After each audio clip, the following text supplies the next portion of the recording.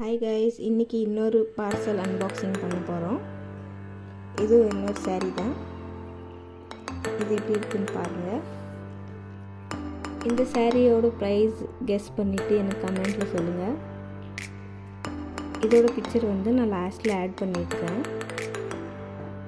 இந்த சாரியும் நான் யாமினி ஷாப்பில் தான் பர்ச்சேஸ் பண்ணேன். அவங்கள்ட்ட இதுக்கு முன்னாடி நான் சாரீ பர்ச்சேஸ் பண்ணியிருக்கேன். குவாலிட்டி நல்லாயிருக்கும்.